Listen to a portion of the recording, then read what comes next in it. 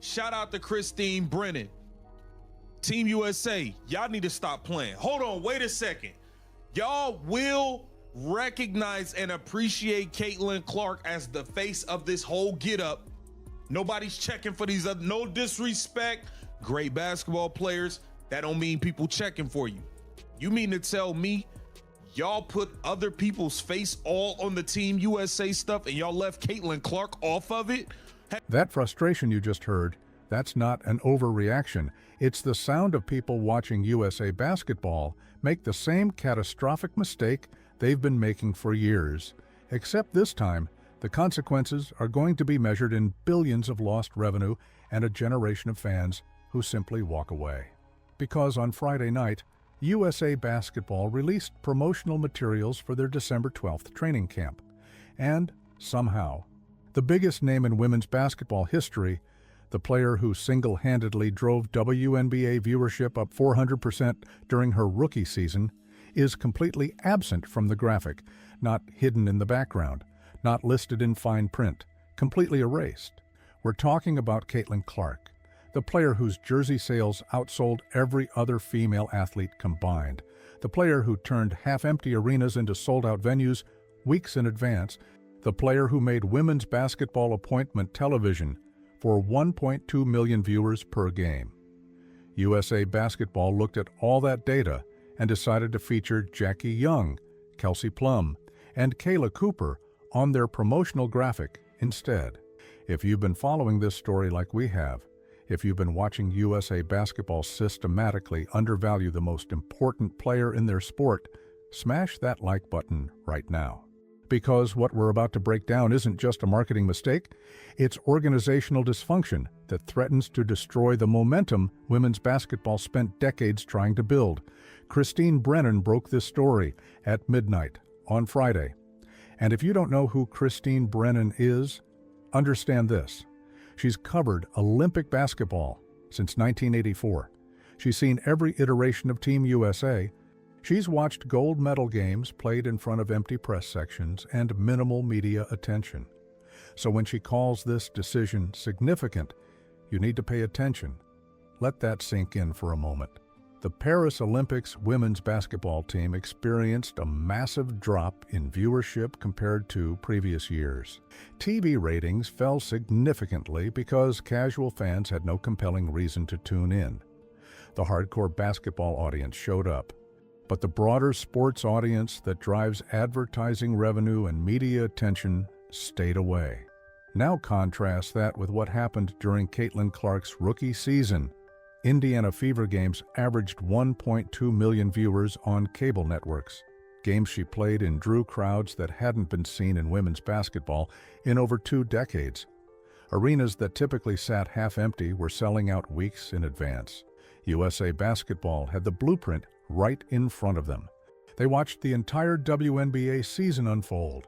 They saw the numbers, the merchandise sales, the international media sending reporters specifically to cover one player. Their response to all that data was to leave her off the promotional graphic entirely. Yeah, well, I've given it, as you know, over the last 60 hours. I broke the news right around midnight, Friday to Saturday morning.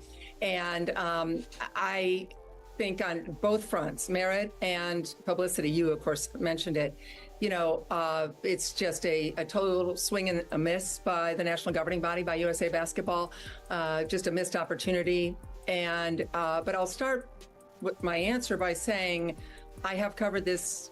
A total swing and a miss.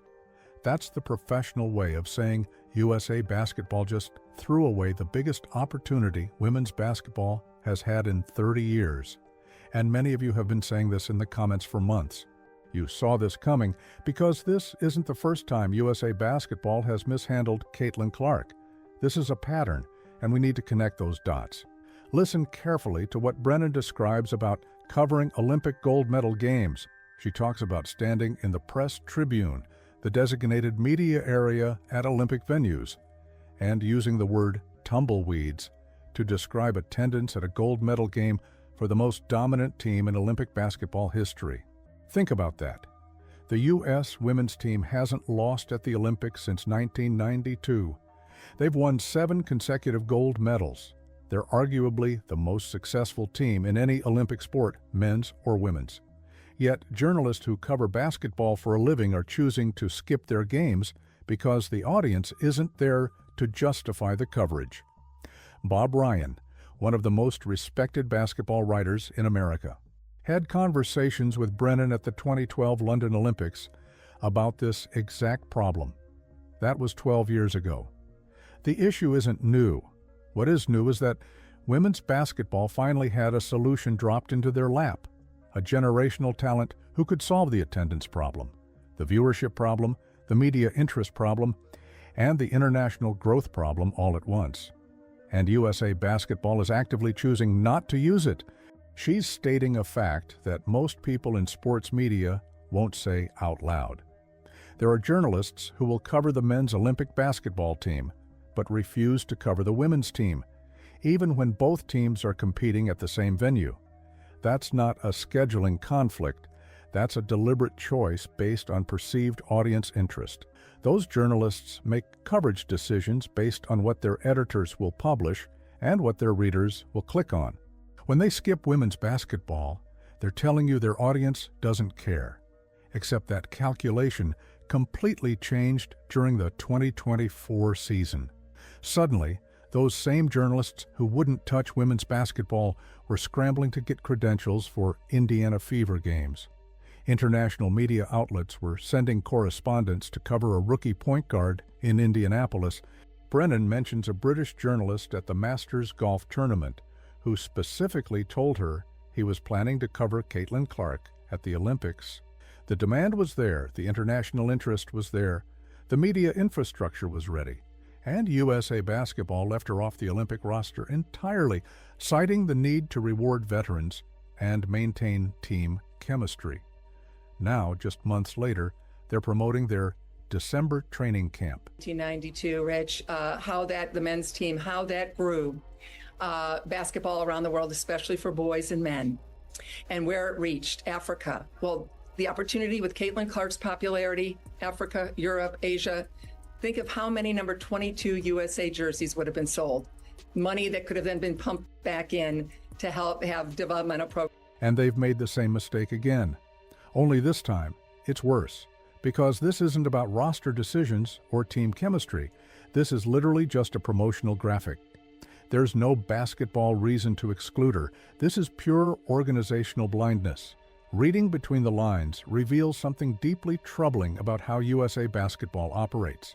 They're not making decisions based on audience growth or commercial viability or international expansion. They're making decisions based on internal politics and traditional hierarchies that have kept women's basketball trapped in irrelevance for decades. And here's where we need your voice in this conversation. Drop a comment right now telling us what you think USA Basketball's real motivation is here. Is this incompetence? Is this jealousy? Is this some kind of internal power struggle? Because the explanation they're going to give publicly won't be the real answer. And you've been connecting these dots faster than the mainstream media has. So, let us know what you're seeing.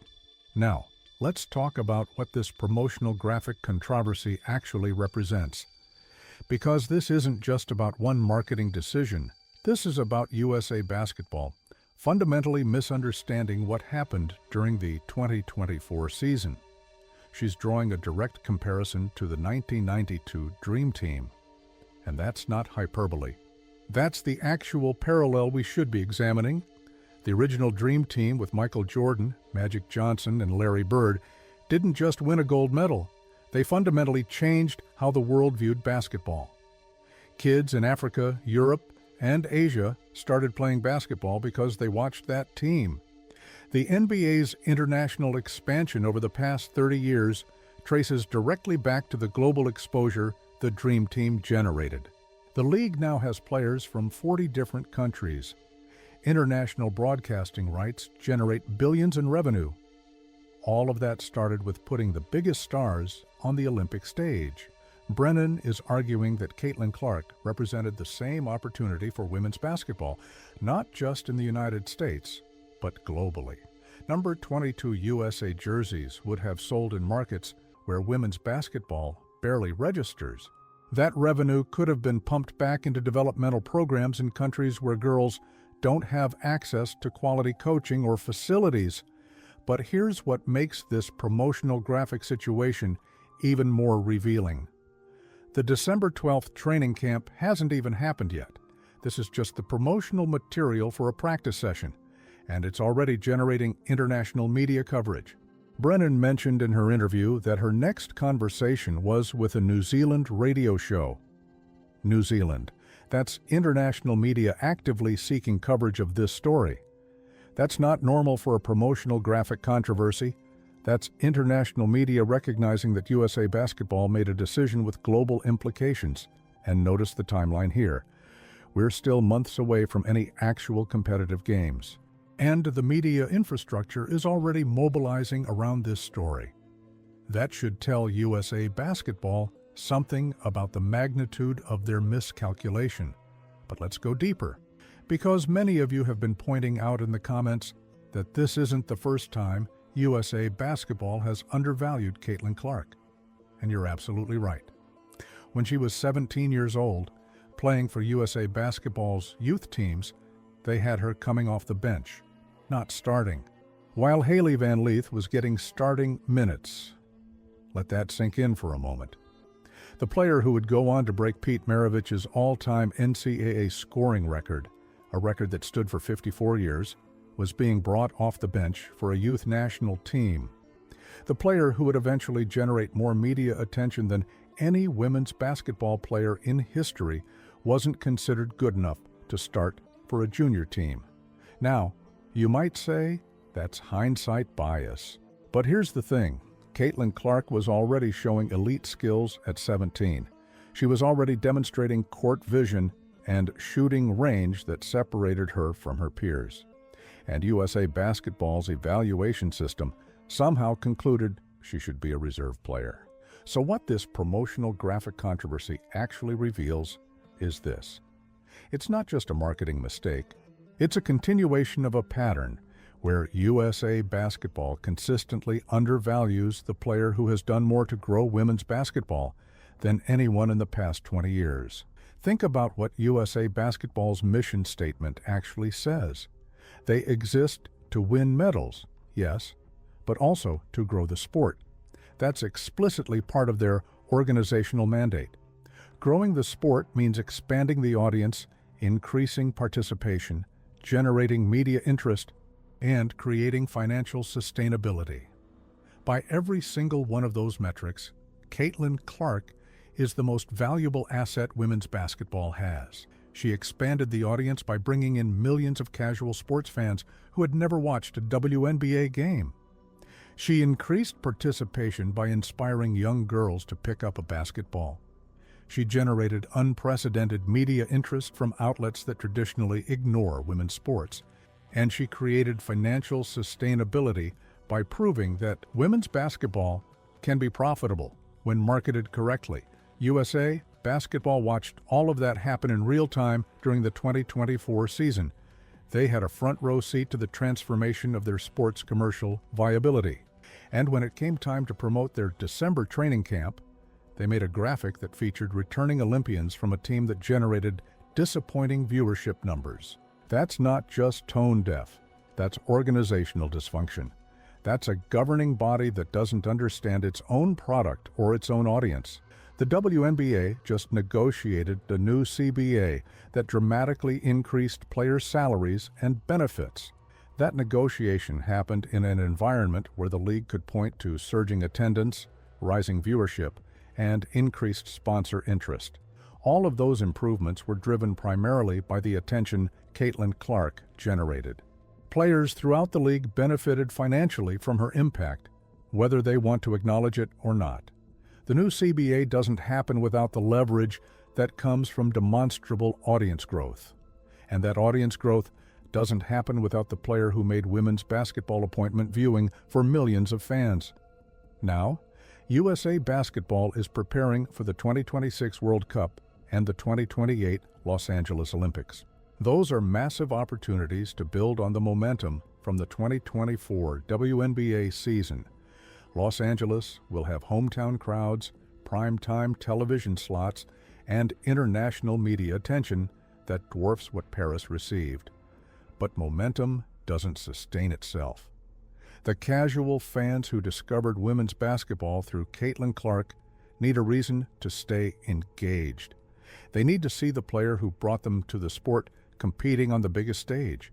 If USA Basketball continues to minimize her role in promotional materials or leaves her off rosters again, those fans will drift away. And here's the thing about lost momentum. You don't get it back. The 2024 season was lightning in a bottle. The convergence of a generational talent, a compelling narrative, and a sports media landscape hungry for new stories created something special. USA Basketball can either capitalize on that moment or squander it right now. They're choosing to squander it. They're making decisions based on internal politics, veteran status, and traditional evaluation metrics that completely miss what's actually happening in the market. They're prioritizing the comfort of their existing system over the opportunity to transform their sport. Christine Brennan has been covering this sport long enough to recognize when organizations make strategic mistakes.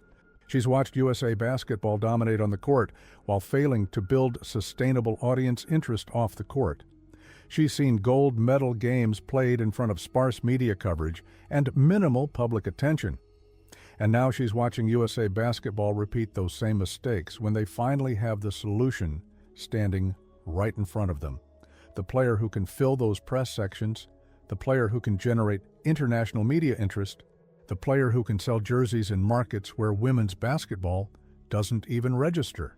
That player is Caitlin Clark, and USA Basketball erased her from their promotional graphic. So the question isn't whether this was a mistake. The question is whether USA Basketball is capable of learning from their mistakes, or whether they'll continue down this path until the momentum from the 2024 season completely evaporates. If you want to see how this story develops, if you want to track whether USA Basketball actually course corrects or doubles down on failure, hit that subscribe button and turn on notifications, because we're going to be covering every decision they make from here until that December 12th training camp and beyond. The story behind the story matters, and right now, the story behind this promotional graphic is that USA Basketball is actively destroying the best thing that's ever happened to women's basketball. We'll see if they wake up before it's too late.